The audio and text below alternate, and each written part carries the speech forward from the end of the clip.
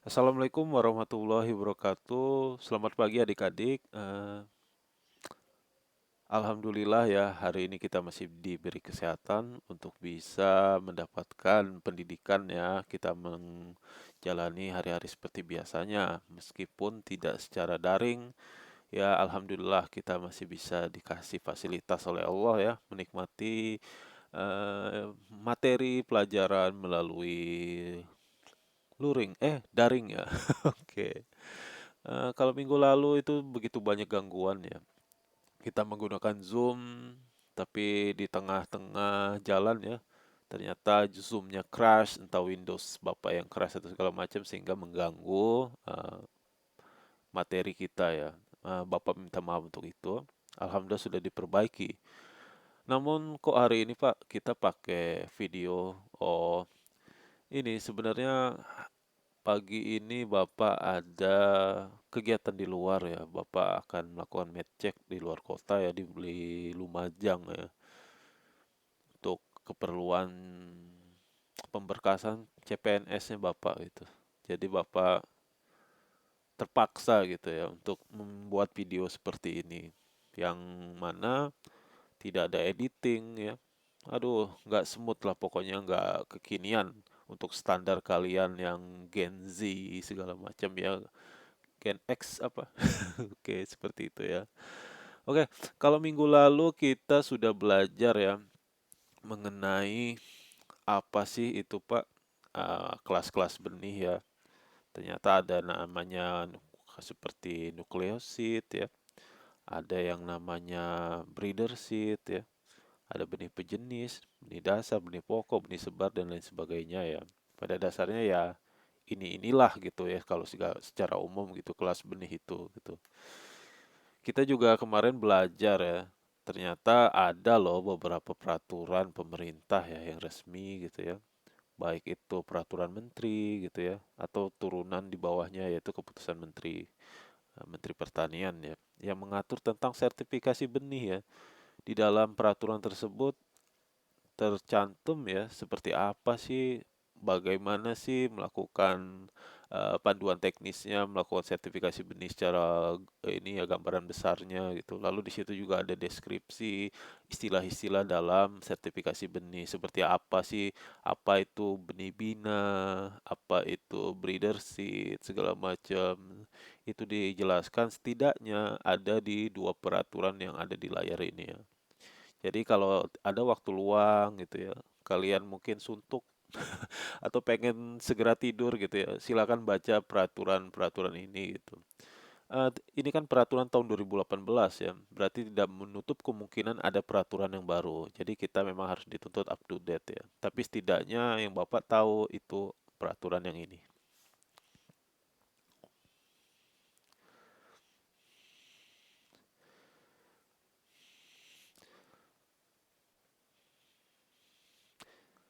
Ya, Bapak ingin review sebentar ya. Jadi pada dasarnya benih apapun yang akan dilakukan produksi di Indonesia ya diperbanyak gitu ya.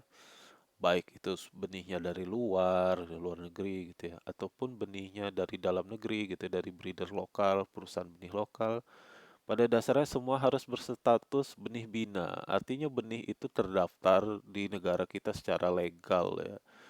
Walaupun ada benih yang bagus sekalipun dari luar negeri, tapi kalau dia tidak terdaftar sebagai benih bina atau benih yang layak edar di Indonesia, maka itu akan berkendala deh ketika kita melakukan sertifikasi benih ya, karena dianggapnya sebagai benih yang ilegal ya, seperti itu. Jadi kalian harus perhatikan hal ini dengan baik.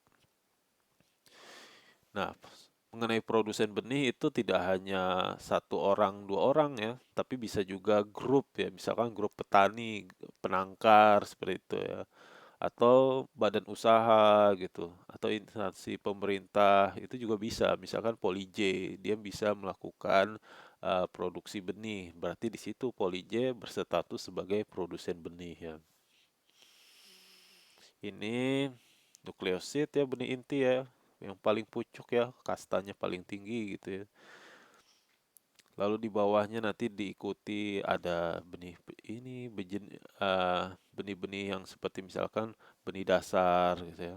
Nanti ada benih pokok, lalu yang di bawahnya lagi nanti ada yang paling bawah itu adalah benih sebar ya. Kalau sudah benih sebar itu nggak ada lagi turunannya istilahnya. Gitu. Jadi memang dia digunakan untuk memproduksi untuk secara massal, misal bukan untuk diproduksi lagi sebagai benih, tapi mungkin untuk konsumsi, misalnya seperti itu jagung ditanam ya untuk dijual sebagai pangan ataupun pakan ternak seperti itu ya. Nah, mengenai kelas-kelas benih ini untuk tanaman pangan ya khususnya kayak padi gitu ya. Misalkan dia dilakukan sertifikasi benihnya oleh badan resmi pemerintah gitu ya. Biasanya diberi warna sebagai pembeda labelnya untuk menunjukkan kalau kelas benih yang diproduksi itu berbeda. Misalkan ada kemasan benih yang misalkan labelnya gitu ya, label dari badan sertifikasinya itu warnanya biru. Nah, itu kemungkinan besar itu merupakan kelas benih sebar ya. Jadi akan berbeda misalkan ternyata benih pokok gitu ya. Kalau benih pokok atau stock seed ya, itu mungkin warnanya bisa beda ya. Mungkin warnanya ungu gitu. Kalau secara umum dia warnanya ungu. Seperti itu. Benih sebar pada dasarnya, tadi Bapak udah bilang mentok ya, tapi tidak menutup kemungkinan untuk masing-masing kelas benih sebenarnya, tidak hanya benih sebar, apabila dia bisa diproduksi, diperbanyak gitu, dia kualitasnya masih mirip gitu dengan tetuanya. Misalnya benih sebar itu menghasilkan keturunan gitu ya. Keturunannya ternyata oh kok masih sama bagusnya ketika dilakukan sertifikasi. Kok kualitasnya sama kerennya dengan si benih sebar yang kita gunakan untuk memproduksi katakan untuk yang tanaman biasa, tanaman pangan produksi biasa gitu ya. Nah, benih-benih seperti itu kita bisa gunakan lagi, bisa disertifikasi lagi sebagai benih sebar deh. Tapi ya memang ada grade-nya ya. Nanti ada benih sebar satu, benih sebar 2 gitu ya. Benih sebar 3 sampai dia keturunan bahkan yang keempat itu ya. Bukan, maksudnya keturunan pertama gitu ya. Tapi dia benih sebarnya misalkan benih sebar satu gitu ya. Itu kan keturunan dari benih sebar yang biasa gitu ya. Ternyata benih sebar satu ini kita tanam lagi nih. Tadi niatnya untuk konsumsi atau memang sengaja sih untuk sertifikasi gitu ya. Ternyata kualitasnya bagus juga gitu. Nah, keturunan si benih sebar ini, benih sebar satu ini itu ya masih bisa layak gitu dijadikan benih sebar. Tapi memang ada pengkodenya beda. Dia dikasih namanya benih sebar 2. Nah, hal itu terus berlanjut sampai dengan nanti benih sebar 4. Kalau sudah 4 nggak boleh lagi nanti biasanya. Benih sebar 5 karena memang kenyataannya di lapangan itu kalau sudah lebih dari ini itu sudah nggak karu-karuan gitu. Udah penampilannya, performanya itu sudah enggak layak gitu ya untuk dijadikan benih sebar gitu. Jadi memang cocok untuk konsumsi, untuk produksi biasa seperti itu. Nah, untuk produksi benih, kalian harus bisa bedakan ya antara benih hibrida dengan yang bersari bebas gitu. Apa sih Pak bedanya secara umum ya? Secara umum aja nih, gambaran besar antara benih-benih yang diproduksi secara bersari bebas dengan hibrida. Kalau bersari bebas itu yang biasa, kayak misalkan ada benih jagung, benih padi yang dia nggak ada embel-embel hibrida lah pokoknya seperti itu ya. Nah, benih-benih yang seperti ini, non hibrida ini, ya memang dia misalkan dilakukan produksi gitu di lapangan gitu ya. Kalaupun nanti dia menciptakan benih, menciptakan biji gitu ya, tanamannya menghasilkan biji. Nah, pada dasarnya biji-bijinya ini hasil produksi dia melakukan penyerbukan dengan satu spesiesnya sendiri gitu. Misalkan si benih sebar padi Ciherang gitu ya. Berarti benih di atasnya yang digunakan untuk memproduksi benih sebar Ciherang ini memang benar-benar benih Ciherang melakukan penyerbukan. Misalkan kalaupun terjadi penyerbukan silang, walaupun kenyataannya benih padi itu menyerbuk sendiri. Misalnya seperti, oh mungkin jagung lah, katakan jagung varietas X gitu ya di benih sebarnya. Nah, benih jagung varietas X ini harus bisa dipastikan gitu kan. Sebelumnya itu dia terjadi biji karena memang penyerbukan antar varietas X juga gitu. Jadi nggak boleh dia terserbuki oleh varietas lain gitu. Lalu kita bisa gunakan itu untuk benih yang bersari bebas gitu. Bersari, iya bener, bersari bebas ya gitu. Misalkan kalau terjadi penyerbukan dari varietas lain gitu ya, maka dia jatuhnya bukan benih bersari bebas gitu, tapi dia benih hibrida. Karena pengertian benih hibrida itu adalah benih mix gitu, benih campuran atau benih Indo. Istilahnya kalau selebritis itu artis Indo gitu ya. Jadi bapaknya orang Belanda, dianya orang Chinese gitu, keturunannya cakep-cakep gitu, tapi dia campuran gitu. Nah, kalau tanaman hibrida ini beda, dia di golongannya bukan tanaman bersari bebas ya, maka dia kategori benihnya pun dia deskripsi benihnya juga beda. Dia diproduksi sebagai benih hibrida gitu ya. Nah, benih hibrida ini kalian harus hati-hati deh, karena misalkan dalam artian hati-hati kenapa? Misalkan kalian ingin tanam kembali, misal kalian produksi menggunakan benih hibrida gitu ya. Ternyata hasilnya kan bagus ya, tongkolnya gede-gede, udah itu memang sudah harus digunakan untuk konsumsi, untuk kalian makan atau apapun itulah, langsung digunakan itu ya.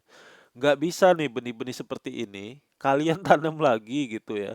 Dengan harapan nanti dia bisa tumbuh dengan baik. Maksudnya dalam artian performanya bagus, hasil panennya masih bagus seperti sebelumnya gitu ya.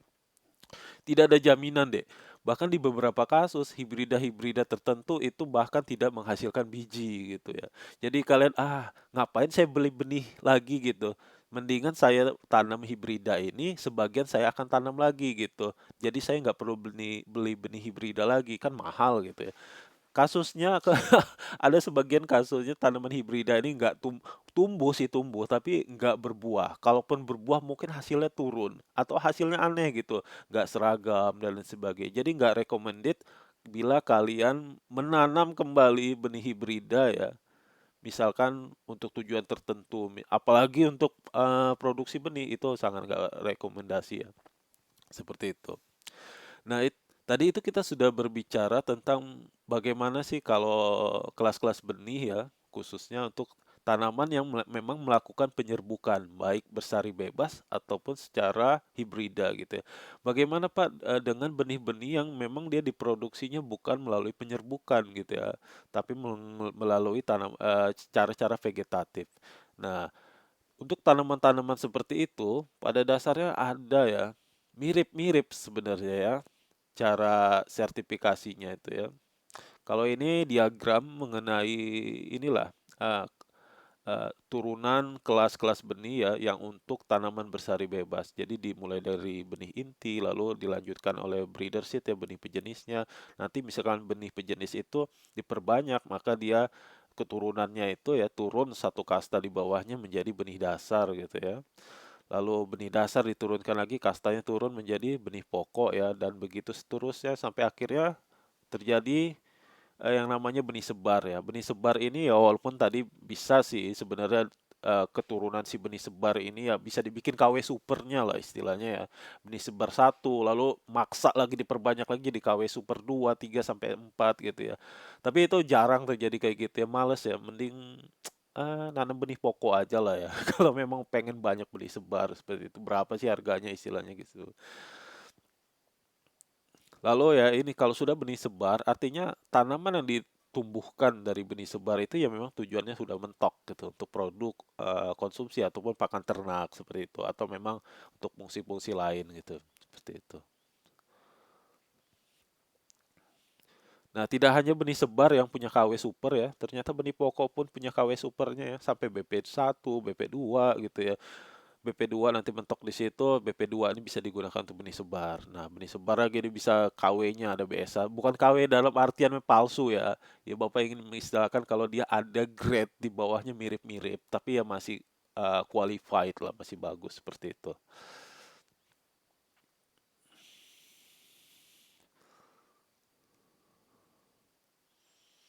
Ya, paham ya?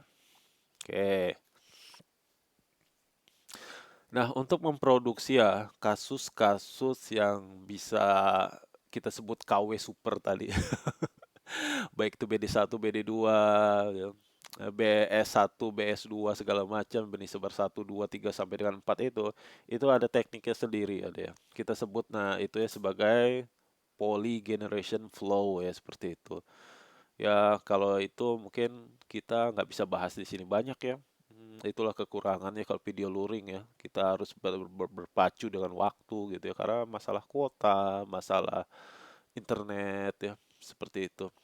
Dan kita juga nggak suka kalau nonton terlalu lama ya. Bahkan acara yang kita sukai tertentu pun juga ya kita sukanya Deddy Kobuzer pun kadang-kadang kita skip gitu ya, karena kita lelah juga matanya walaupun kita suka seperti itu. Apalagi mata kuliah, aduh, bapak aja ngantuk ya.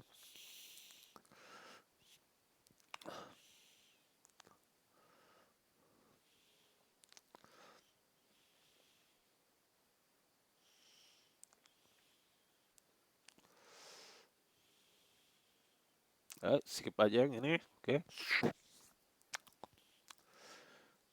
Ini yang tadi ya, oke. Nah, bukan, maaf. Itu ada statement di situ ya. Benih varietas hibrida yang diproduksi dari persilangan galur-galur tetua sesuai deskripsi galur-galur tetua yang ditetapkan dalam keputusan Menteri Pertanian tentang pelepasan suatu varietas hibrida disetarakan dengan kelas BR. Nah, tadi kita sudah menyinggung ya tentang benih hibrida. Nah, kalau benih hibrida itu gimana Pak? Dia misalkan disetarakan dengan kelas-kelas benih yang biasa ya tadi ya yang lewat bersari bebas itu dia dijatuhkan di kelas apa? Nah, ternyata berdasarkan keputusan Menteri Pertanian ya, untuk benih hibrida itu statusnya setara ya, atau sejajar dengan kelas breeder. Kelas breeder lagi, benih sebar ya.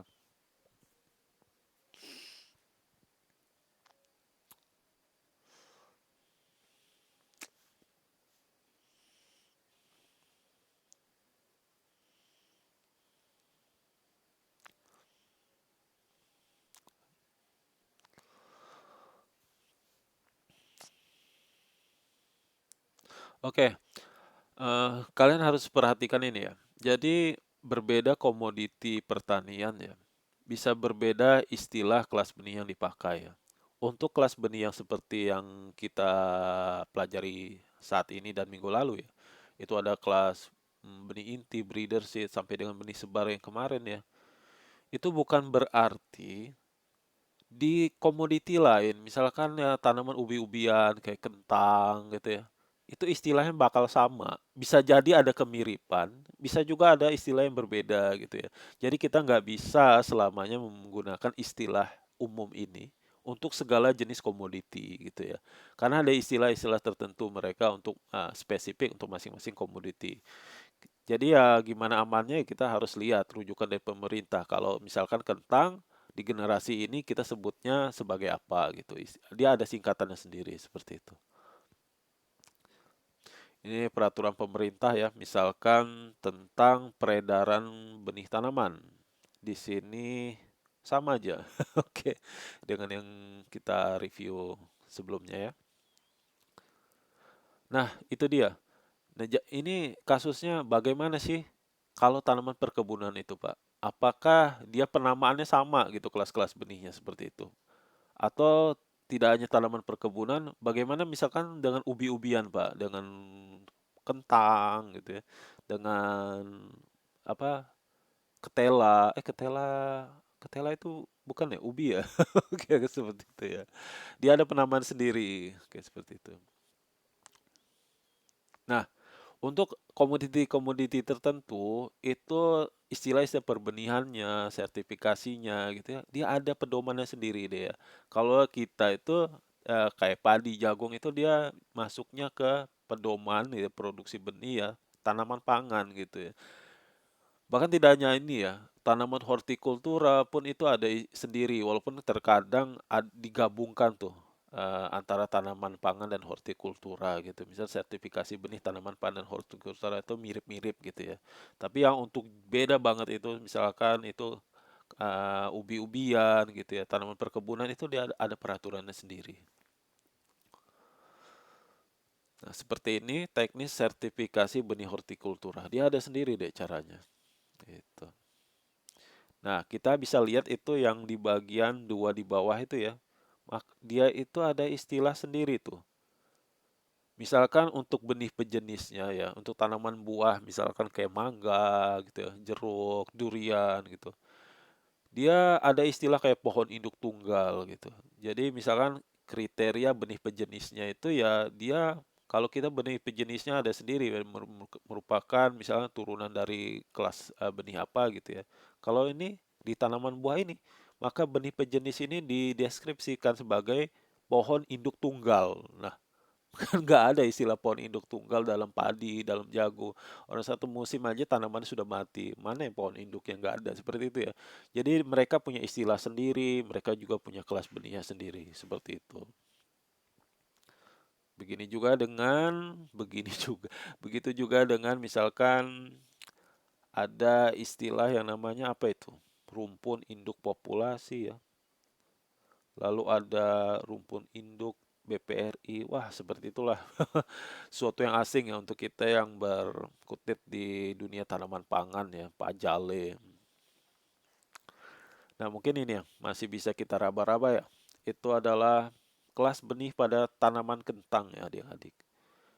Dia ada yang namanya ubi induk tuh. Nanti dia diperbanyak lagi ya, microtuber lewat planlet microtuber ya. Nanti dia jatuhnya ada istilah G0, G1, G2, G3, G4 gitu. Lah, kan kita nggak ada tuh di padi jagung istilah G1, G2, G3, G4. Karena cara memproduksinya juga beda. Kalau kita dengan cara penyerbukan, ya, mereka mungkin bisa melalui kayak klon ya, atau seperti apa gitu. Mungkin untuk lebih ahlinya, ini kalian bisa direkomendasiin tanya sama ahli ubi kita, itu ada Bu Lili dan Ibu Jumiatun tuh atau Pak Iqbal itu mereka ahli di tanaman ubi-ubian ya. Silakan tanya ke beliau untuk info lebih jauh mengenai benih ataupun mengenai tanaman-tanaman ubi-ubian inilah seperti itu. Nah, kita kembali lagi ya deh ya ke kelas benih yang secara standar dalam artian yang secara umum ya ini tanaman pangan karena kita memang berkutitnya di TPP itu adalah tanaman pangan ya. Jadi ketika dilakukan sertifikasi ya, maka ada standar-standarnya gitu ya. Standar-standar yang perlu diperhatikan gitu. Maksudnya apa aja sih yang diperhatiin sama petugas sertifikasinya itu yang mau dilihat gitu kualitasnya gitu. Nanti misalnya kualitasnya itu tidak layak, berarti ya memang dia tidak layak untuk disertifikasi atau dia tidak layak untuk mendapatkan gelar kelas benih tertentu gitu.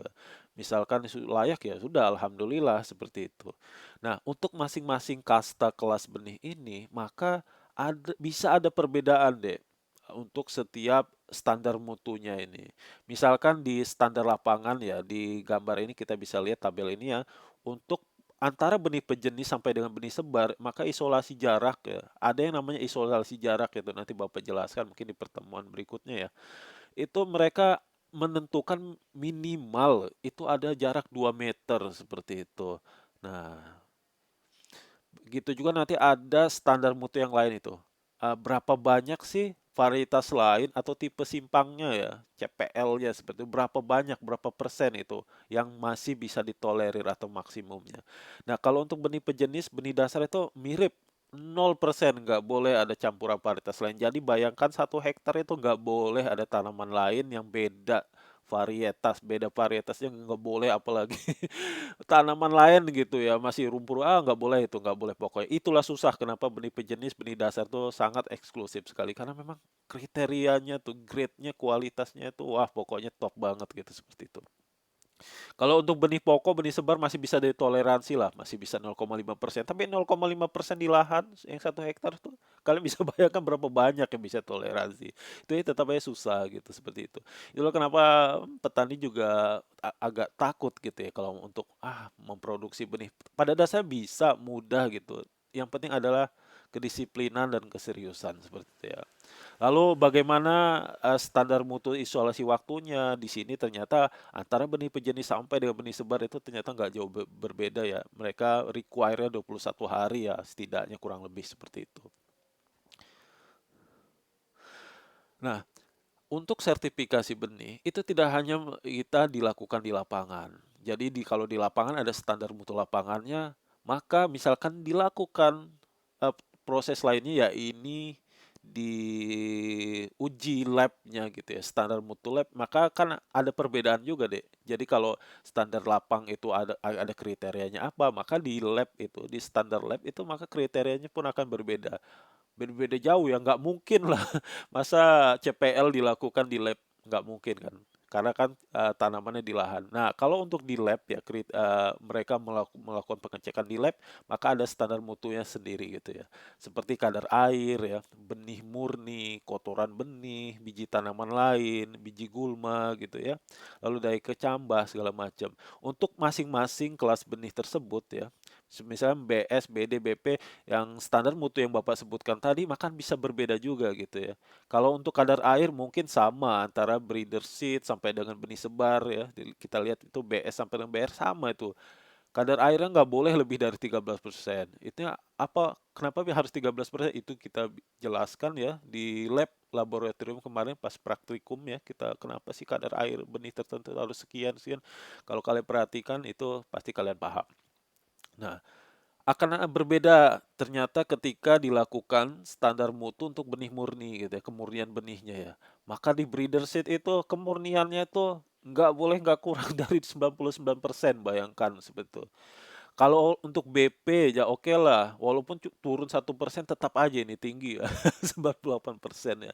Tapi ya pada dasarnya upaya-upaya yang dilakukan ini ya, yang jelimet yang sangat tinggi presisinya ini pada dasarnya untuk melindungi konsumen ya. Jadi konsumen masa iya campuran CPL-nya tinggi banget. Ini saya beli benih Ciherang kok isinya sebagian besar gitu, banyak banget IR64-nya. Kan rugi petaninya. Terus tanamannya belang-belang. Aduh, harusnya dia bisa estimasi panennya sekian kok. Gara-gara beda tanamannya jadi ya fluktuatif hasil panennya. Seperti itu ya adik-adik. Eh, Ya, mungkin Bapak cukupkan untuk hari ini ya, adik-adik ya. Kalian bisa baca-baca ya di slide yang Bapak, ini dari slide yang Bapak share kemarin di grup ya. Oh iya, satu lagi ya, kemarin ada pertanyaan dari teman kalian ya. Bapak akan coba jawab hari ini.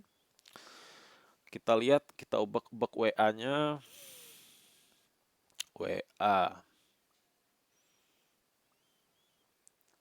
kita cari, tanya.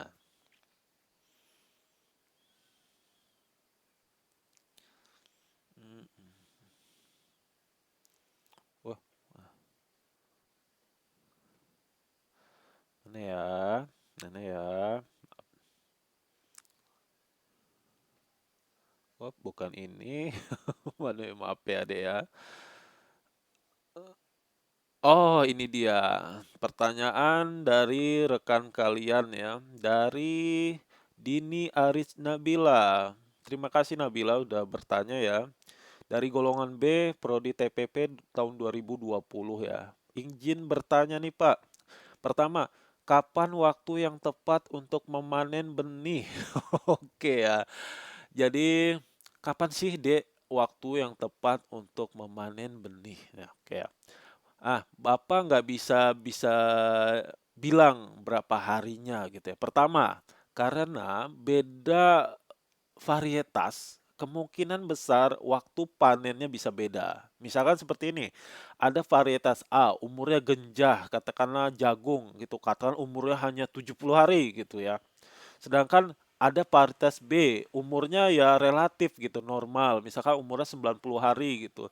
Maka antara dua varietas, antara A dengan B ini pasti kemungkinan besar dia umur panennya beda. Tapi ada satu kondisi yang bisa jadi patokan apakah baik tanaman A atau tanaman B itu dia layak untuk dipanen atau enggak. Dia ada yang namanya masak fisiologis ya adik-adik. Jadi ibaratnya kalau biji gitu ya di sebuah tanaman atau buah gitu ya, dia sudah mengalami masak fisiologis, artinya dia sudah dewasa. Artinya organ-organ di dalam bijinya itu ya, baik itu embrio, cadangan makanannya, pelindungnya gitu ya, itu sudah sempurna. Jadi sudah komplit, sudah lengkap. Artinya dia memang sudah didesain Tuhan untuk siap jatuh ke tanah lalu tumbuh seperti itu ya. Nah, masak fisiologis untuk tanaman jagung misalkan itu mungkin 35 sampai dengan 50 atau 60 hari setelah pembungaan, seperti itu. Walaupun di spesies lain mungkin akan berbeda, seperti itu ya. Jadi untuk menilainya itu ya melalui patokan masak fisiologis. Kapan pemasak fisiologis itu akan berbeda, untuk berbeda varietas itu akan berbeda. Tidak hanya berbeda varietas, tentunya berbeda spesies juga akan berbeda. Jadi kalau kalian ingin cari tahu kapan sih masa panen, waktu panen yang tepat, maka kalian harus cari tahu dulu kapan masak fisiologis untuk tanaman yang kalian ingin cari tahu tersebut. Seperti itu ya adik-adik. Lalu pertanyaan yang kedua, apakah benih yang sudah kadaluarsa masih bisa tumbuh? Masih bisa tumbuh kemungkinan seperti itu ya. Tapi kalau secara individu kita nggak tahu ya, bisa tumbuh bisa nggak. Misal satu biji ya disimpan udah lebih kadaluarsa. Dia ada kemungkinan 50-50 masih bisa tumbuh, tapi masih bisa nggak gitu. Ada benih-benih tertentu memang walaupun di satu kemasan gitu ya, satu kemasan kan bisa aja di dalam satu kemasan benih itu ya, nggak semuanya nggak tumbuh, tapi ada satu dua. Nah, tapi pertanyaannya, kan petani kalau beli benih ya, itu kan pengen benih yang dalam kemasan itu tumbuh semua. Dia nggak mau ada yang tumbuh, ada yang enggak gitu, seperti itu ya. Nah, kalau kasusnya di benih kadaluarsa ini ada peluang untuk benih itu ada yang tumbuh, ada yang enggak. Bahkan peluang yang enggak tumbuh ini banyak banget dan itu akan merugikan petani gitu ya.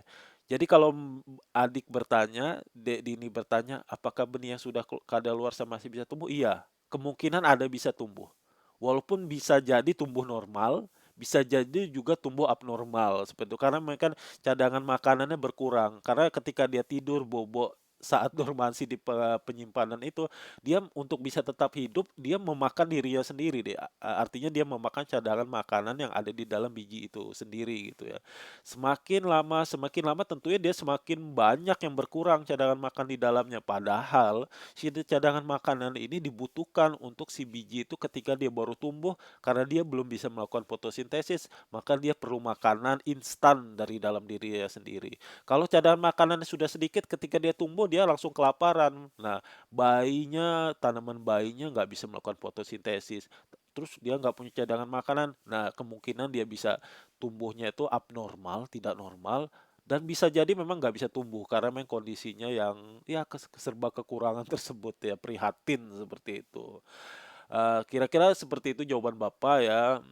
Semoga cukup bisa menjelaskan. Oke, terima kasih Dedi ini. Nah, untuk kalian juga ya yang rekan-rekannya yang ingin bertanya silakan. Bapak akan terima itu ya via WhatsApp personal saja ya. Oke, terima kasih untuk pertemuan hari ini. Enjoy your day ya, good luck ya.